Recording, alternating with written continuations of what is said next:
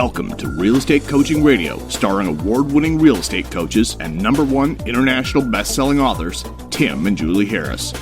Real Estate Coaching Radio is the nation's #1 daily radio show for realtors who demand authentic, real-time coaching. Get ready for fluff-free, unfiltered, full-strength honesty about what's truly working to get you into action, helping others, and making money now in today's real estate market. Now to our hosts, Tim and Julie Harris. 3, 2, 1, and we're back, and it is officially Julie's birthday. Yes, indeed. So I'm going to sing happy birthday. You are. In front of you, All right. in front of you, and in front of the probably 18,000 people that are going to listen to this. 1, 2, 3. No, I'm not going to do that. I didn't think so. That's why I didn't say anything. I'm not going to torture everyone. That would be awful. Well, Zoe's taking care of that for you because I don't know if you saw, she picked that out. Mike.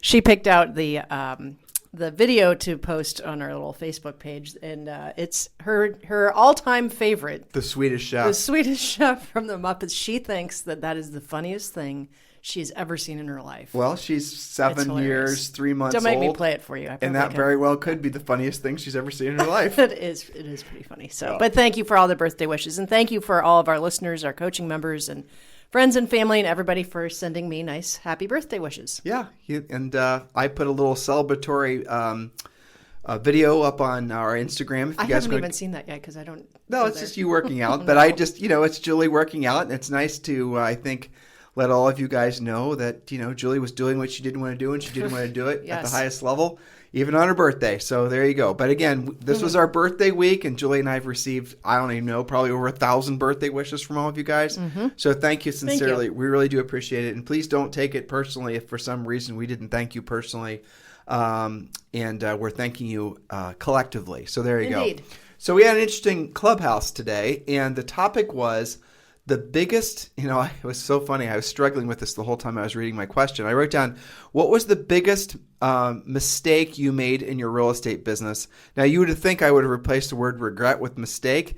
And the reason I didn't use the word regret is because everyone is so conditioned to not believe that there is anything such as a regret because you learn from regrets. But I guess that's more of a mindset deviation on what the question was. So, like, for example, when I did make the mistake of saying, what's your biggest, I was asking our different panelists. I think we had like 20 different people up on our stage, and I was asking them, what's their biggest regret? And the second I said regret, I immediately regretted it because then they went off in some mindset diatribe. But in the interim, the question was really, what were the 2 or 3 biggest mistakes that you made in your real estate business? I left it sort of open-ended.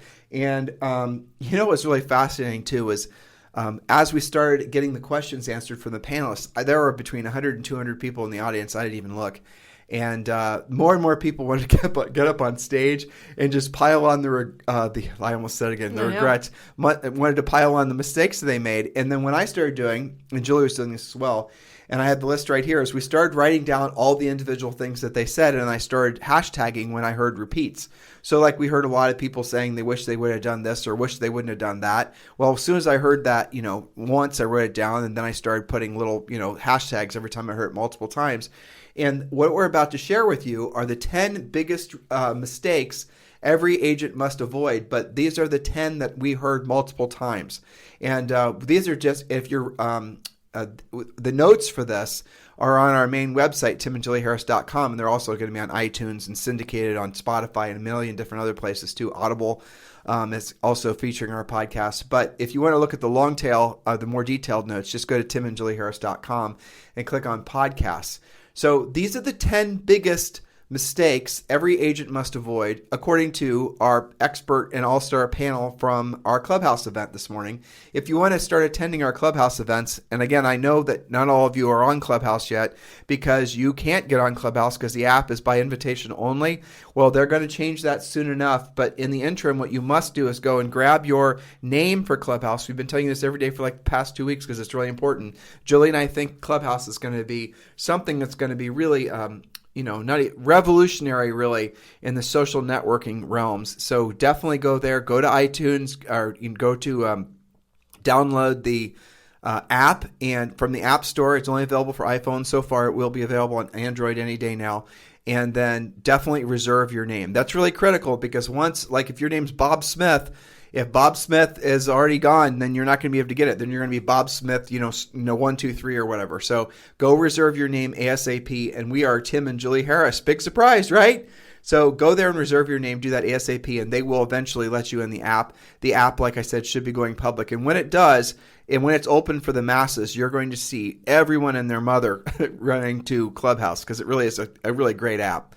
And so, but this is the list, the top 10 things, and we're doing this in the reverse order, David Letterman style, right? Mm-hmm. That's the reason I did it that way. Yep. So we're going to do the top 10 things, and these are from the least mentioned. Like if I only heard from our panelists, like number 10, which we're going to say first, maybe only 2 or 3 people mentioned this one, to the largest regret, which is number 1. So hopefully it all makes sense. Yes, does that make but sense? I think all 10 are pretty valid, and I think this should work 2 ways. One is, for the more experienced agents, this is going to resonate with some of you guys. And the thought would be, okay, if that's what's going on with you still, maybe you want to make some changes. And on the other end of the spectrum, for our new or newer agents, don't live through somebody else's mistakes. As part of why we do what we do is we're trying to save you time, money, hassle, effort, so that you don't have to have such a severe learning curve.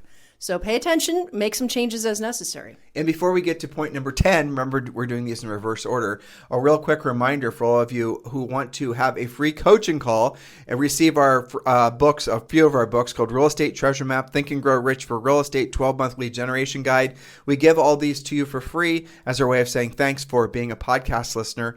All you have to do is text 2021 just right now while you're listening to us, because not like 98% of you are listening to us on iTunes. Text 2021, the number 2021 to 855-685-1045.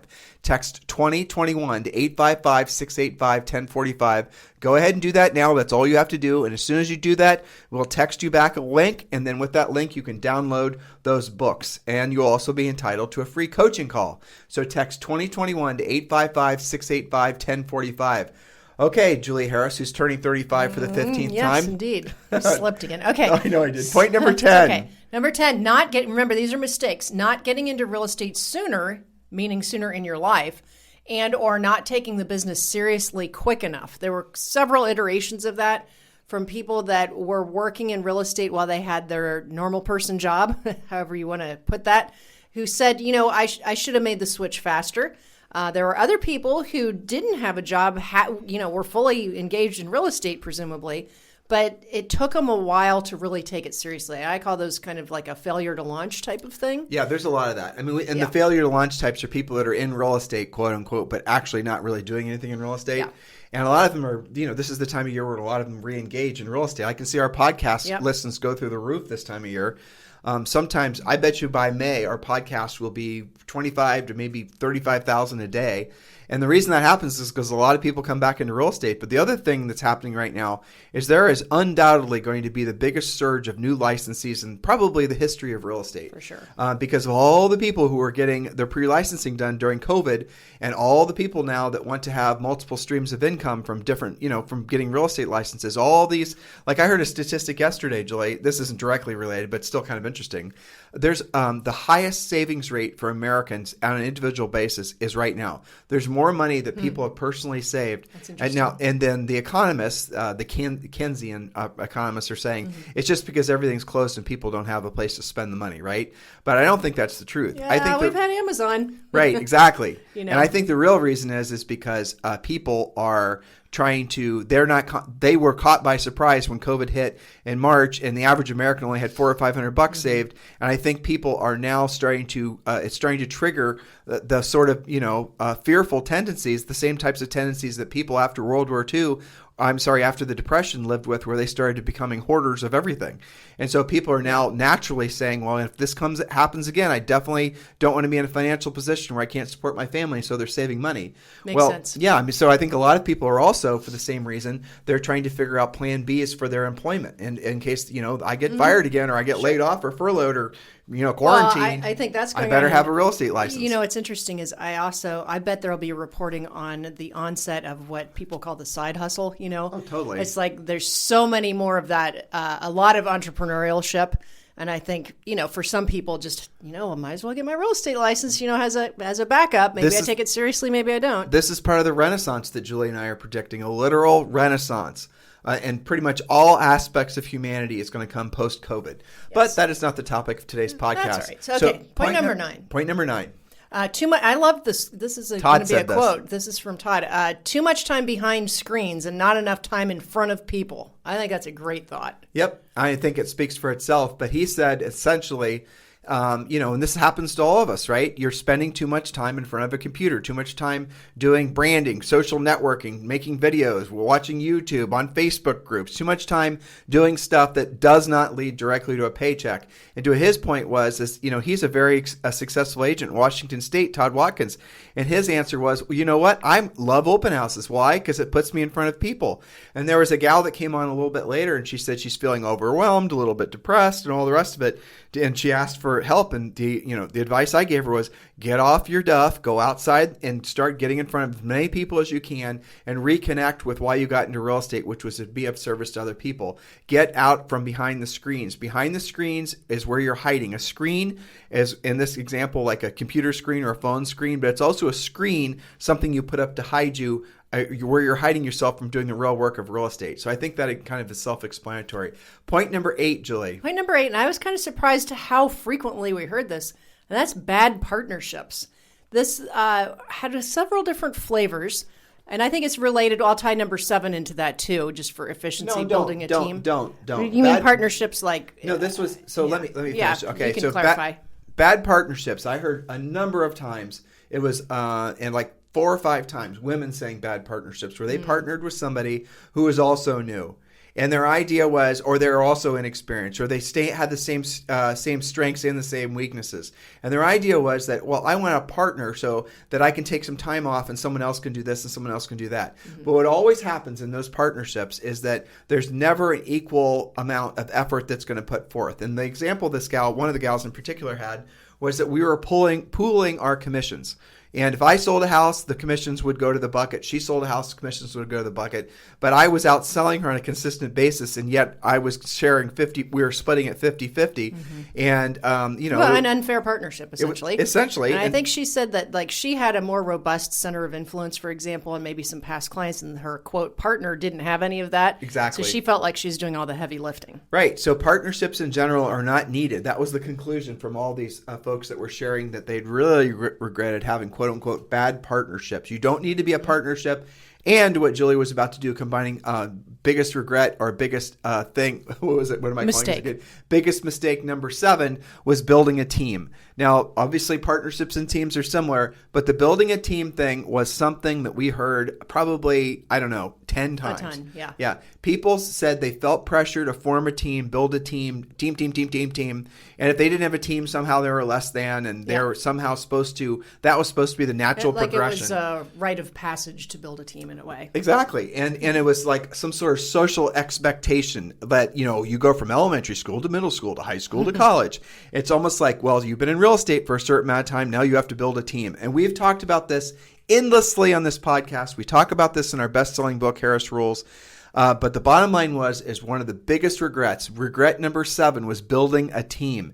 It ends up that basically what you'll soon discover is if you really want to make profit in real estate by helping people sell houses, it's much simpler than you think, and you do not have to build a team. Building a team oftentimes leaves you basically running an adult daycare with a bunch of pissed off, angry birds that are doing nothing other than sucking your time and your money and all these other inefficiencies that come out of the modern team model. So just a cautionary tale for all of you ambitious sorts. If your real goal ultimately, and it's on our list that we're coming up on, well, actually it isn't, but I'm going to add it. If your real goal ultimately is to become wealthy, become rich, where your money works for you and you no longer work for your money, that means you need to have profit as your number one motivator. And if it's not, that means that you're going to basically not have any profit.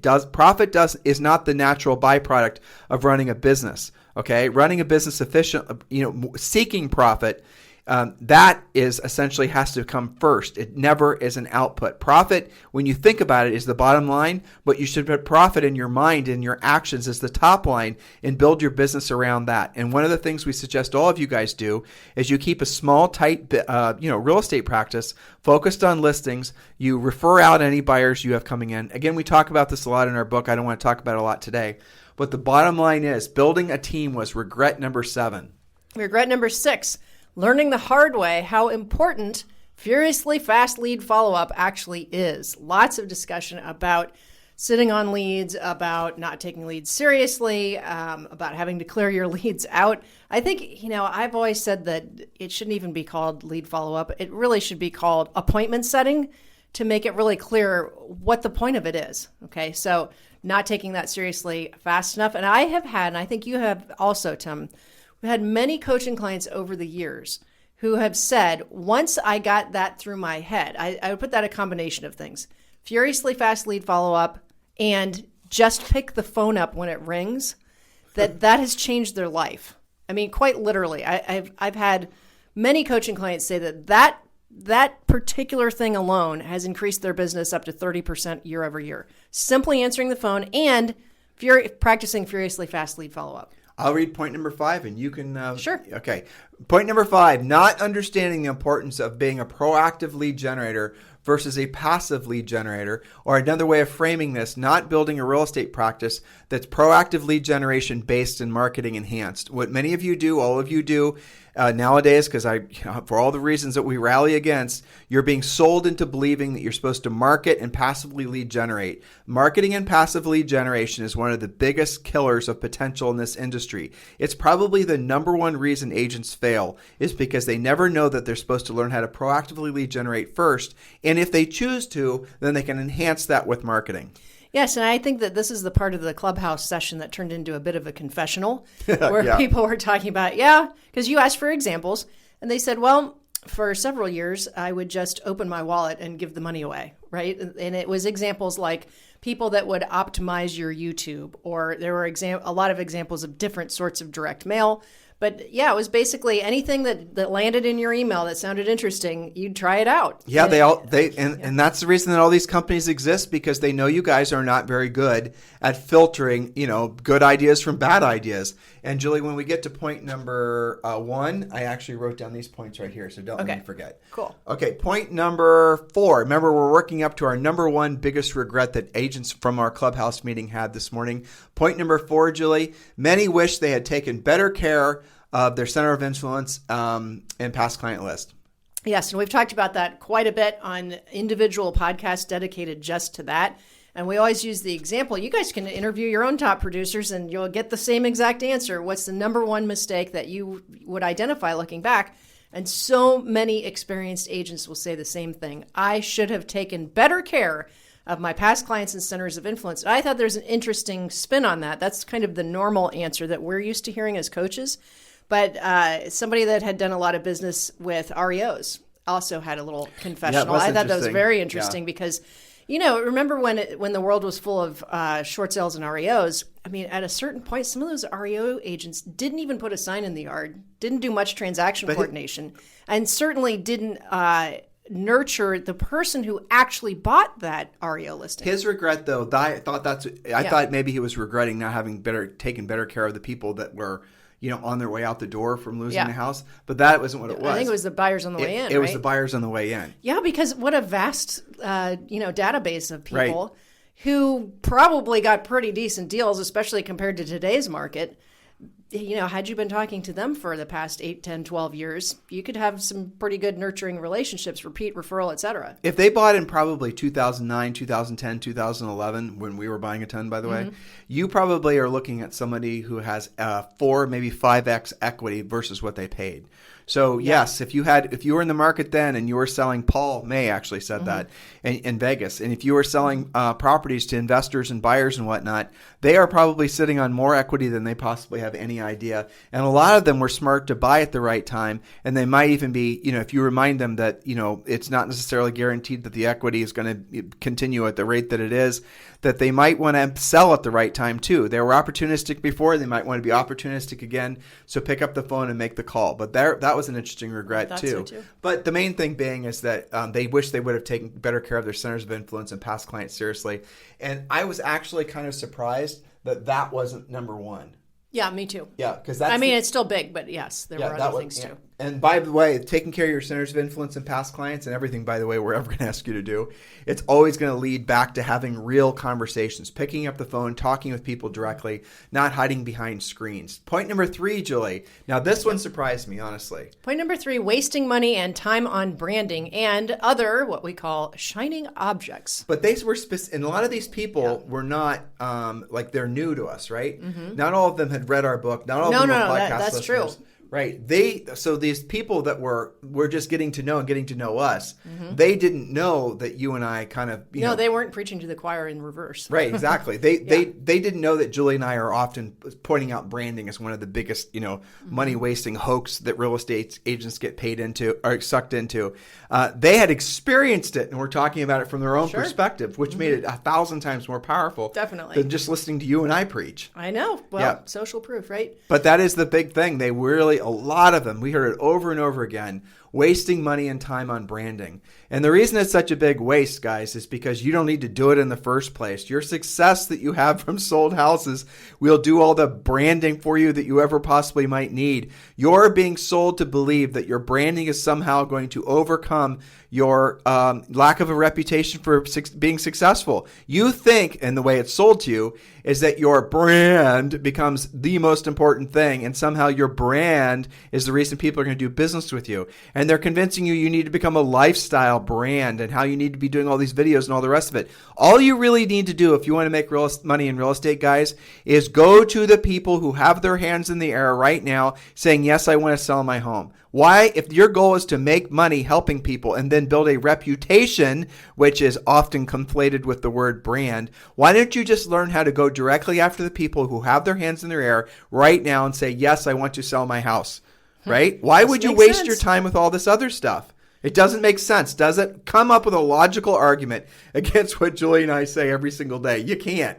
Because what we're telling you to do makes sense. Now, if you're trying to sell some product, if you decided to come out with like your own line of women's athletic wear, let's say, you're going to have to spend money on marketing and advertising unless you have a huge audience of women who would love to buy your athletic apparel already.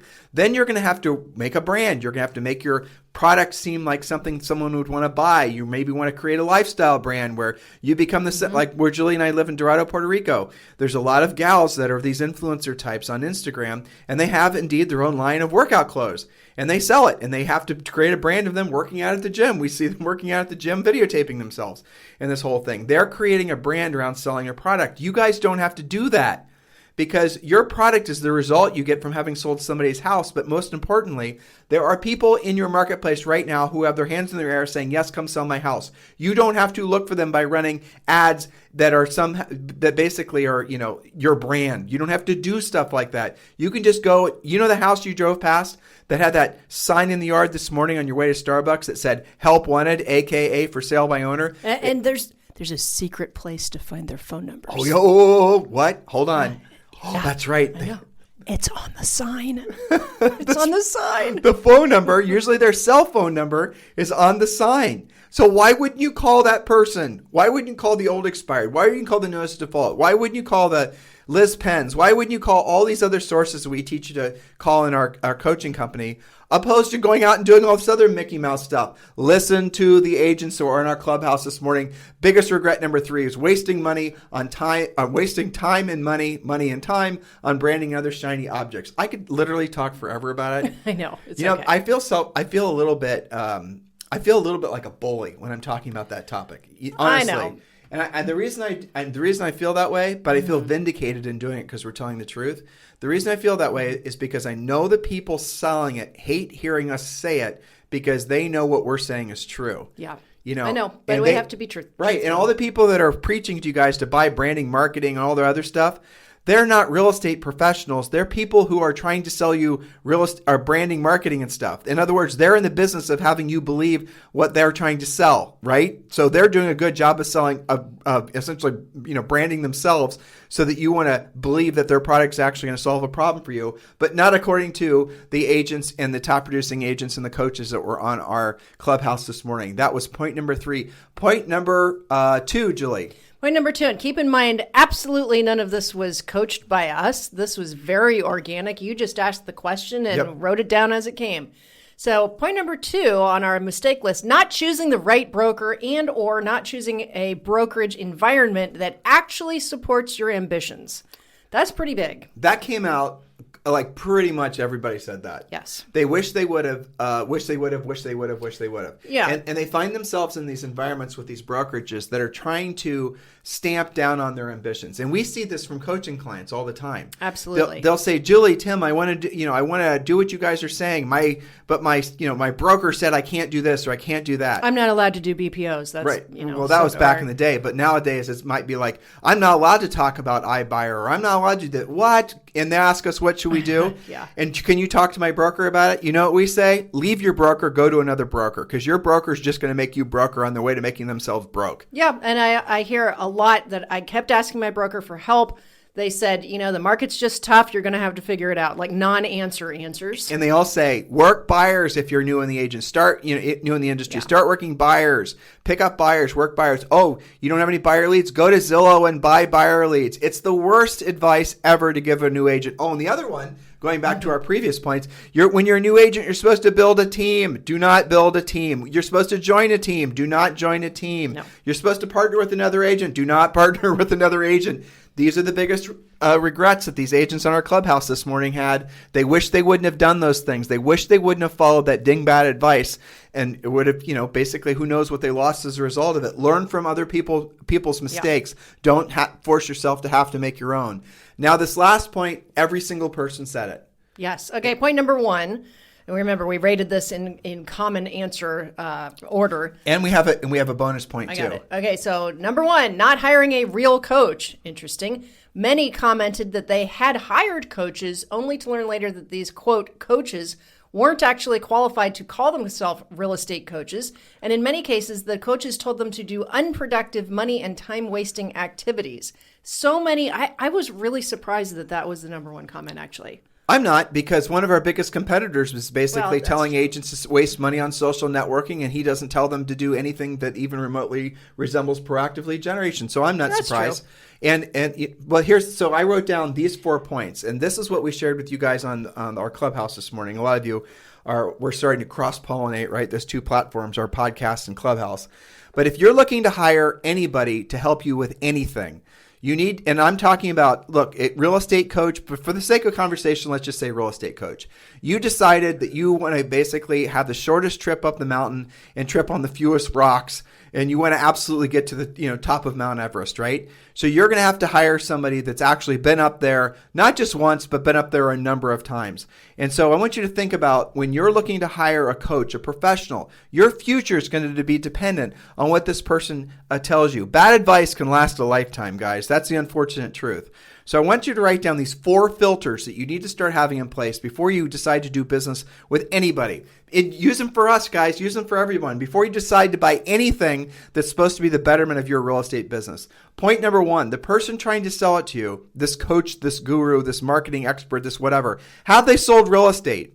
And I'll suggest to you, in the strongest of words, if they have not sold real estate, say just no. Not just no, say hell no. And that will be the only question that you need to have answered. Right. Now, there's 4 filters. Filter 1 is, have they sold real estate? So Mr. Real Estate Guru, Coach, whatnot, who's going to want to, separate me from my money and then give me these ideas on how to do all this other stuff. Let me ask you this first simple question. Have you sold real estate? And if the answer is no, then it should be an immediate red flag for you not to do business with them. Point number 2, if they've sold real estate, now the next question is did they really sell? Were they successful at it? Because doesn't it make sense that if someone's saying, I'm going to help you in your real estate business, and yes, I had a real estate license, well, that's it's a simple first filter. But the second filter is did they sell at least 100 houses per year for a year? Did they sell at least 100 houses for a year. Did that happen? Yes or no? So if you're, interviewing a potential coach, let's say, and they, yes, had a license and yes, sold 100 houses in a year, you're on your way. That person right there is probably on the top, 3% of all people calling themselves real estate coaches. But listen for the next two questions. And remember, your goal should be only to hire the best proven professional that you can. That way you can be assured that you're going to get to the top of that mountain. Filter number 3. Did they sell at least 100 homes per year for at least 5 years in a row? And the reason I added point number 3, filter number 3, was because guess what? They could have cheated on point number 2, and they could have gotten a subdivision listing. They could have listed a new construction condo building. We'll get people say, I sold 300 houses last year, or 300 units last year. Well, tell me about that. It's because I listed all the units in a condo building in Miami. Okay, well, not saying that's not a lot of work, but not really sure that's really what we're talking about here. It's definitely a lot of units. It's definitely a lot of work. But I think if I were an agent looking for a coach, I would look for somebody that did at least 100 units, residential units, individual homes, individual buyers, individual sellers. I also think that it's important to have in different types of markets and not just when things are easy. So did they sell at least 100 homes per year for at least 5 years in a row? And if the answer is no, then you should boot them because you can do better. You deserve better. Why 5 years in a row? For the reason I stated, they could have just had one really good year. So you want to basically make it for someone that's proven their ability to sell a large number of homes consistently for at least 5 years in a row. Point number 4, and by the way, Julie and I did it for almost 10 years, between 100 and 200 homes per year. Point number 4, and this last one is going to take all of them out. There are probably in the industry, there might be maybe only 2 people that will have this level of experience. So point number 1, they have sold real estate. They had a license. Point number 2, they sell at least 100 plus homes per year. Point number 3, they've sold 100 plus homes per year for at least 5 years. And filter, I should have said filter versus point. They have had at least 10,000 hours of real, honest to God, one-on-one coaching. Not just speaking in front of an audience, not speaking in front of a camera, not training. Real, honest-to-God, one-on-one coaching. Have they done it for at least 10,000 hours? Malcolm Gladwell says at that point you can call yourself an expert. But look at all these people that call themselves coaches even though they've never coached, and call themselves an expert even though they even come close to 10,000 hours. And you guys are not asking the right questions. And that's the reason that point number 1, the biggest regret that all of these people, uncoached from us, by the way, unprompted from us, by the way, said not hiring a coach was their biggest single regret. Many commented that they had hired coaches only to later learn that those coaches weren't qualified to call themselves coaches. And in many cases, these coaches told them to do unproductive, money-wasting, time-wasting activities. So run those 4 filters, guys. Did they sell real estate? Yes or no? If yes, proceed. Did they sell at least 100 homes per year? Yes or no? If yes, proceed. Did they sell 100 homes per year for at least 5 years in a row? If yes, proceed. And the last one is, so thus far they've proven themselves to be a successful realtor, but have they earned the right to call themselves a successful coach? Last question, last filter, have they done at least 10,000 hours of actual one-on-one coaching? If yes, you've got somebody worth considering. And I think that is the standard that all of you guys have, because your future and your family's future depends on it. Doesn't this just make sense? It totally makes sense. I think part of the issue is that it takes a while to realize that in real estate, right? You could be trucking along for 90 days thinking, well, maybe it's me. Maybe I trusted this coach. I thought, I believe in them. And then 6 months later, like, stuff's not happening for me yet. It can take, some people get stuck for a couple of years before they have that light bulb go off. I know people who are coaches who have done more than 10,000 hours of one-on-one coaching calls, have real estate license, but they never were very successful at selling real estate. See, that's the difference. You can work your filters backwards and forwards, right? Like just because you call yourself a coach doesn't mean you have the experience to back that up. But don't skip a step, because there is something that comes from actually being forward deployed with the bullets flying around your head. Yeah. If you can instantly tell when someone's actually been there, done that, versus just read about it in a book.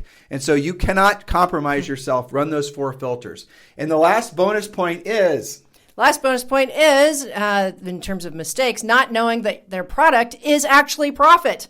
Lots of different filters on that too. There's lots of people that were cranking, many transactions, and maybe it's because of a team, maybe it's because they're buying leads, but their net was terrible.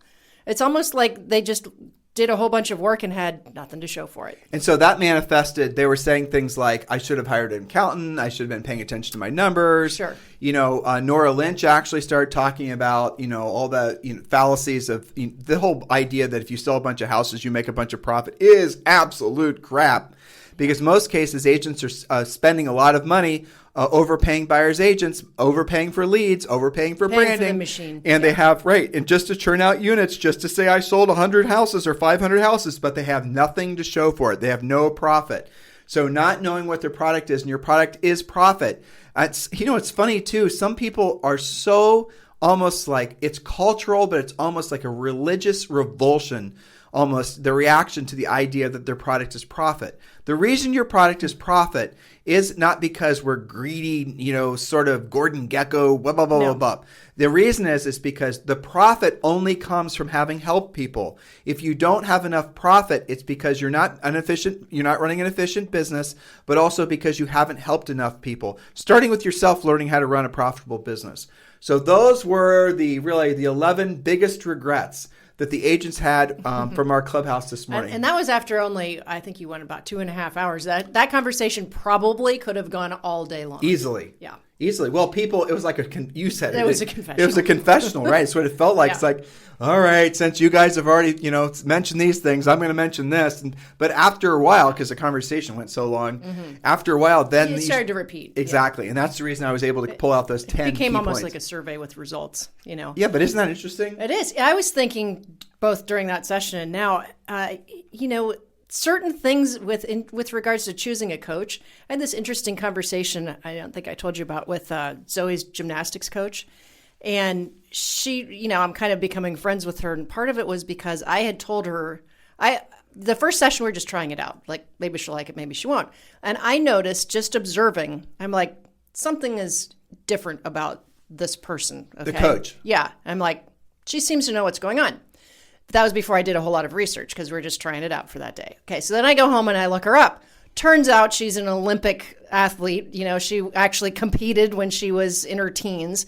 And I'm like, well, that explains it. Here's somebody teaching gymnastics who, actually is a gymnast and isn't just letting him screw around. She competed for the United States in the Olympics. And so, yes, but you could tell.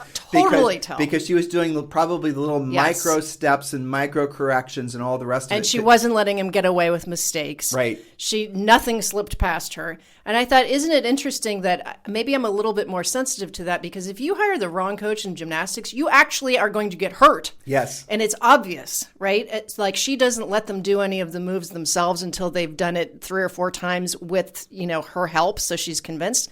Well, that's an instant filter. You don't really get that with real estate coaches necessarily until you interview somebody that checks off all those 4 filters. And then you'll be like, aha, it's very clear. So we're putting all these notes at timandjulieharris.com. So here's your homework. Number 1, if you're ready, which you better be, to hire a real estate coach, obviously we'd love the honor of being your real estate coach. Check us out at timandjulieharris.com. There's lots of ways to connect and learn more about our coaching programs, timandjulieharris.com. And if you don't want to have regret number, 2, about choosing the wrong brokerage, and brokerage isn't just a physical location, it's also the mindset of the people in the office. But if you're looking for the right brokerage, of course, we would love the opportunity to speak with you about sponsoring you at EXP. And you can be one of, an agent in Julie and I's EXP group. And you can just text me directly at 512-758-0206, 512-758-0206. In the meantime, you guys have a fantastic day. Julie, I love you. I love you too. Happy birthday. Thank you. And thanks for all the birthday wishes to both Tim and myself. Thanks, guys. Have a fantastic week, and we'll talk to you guys on Monday.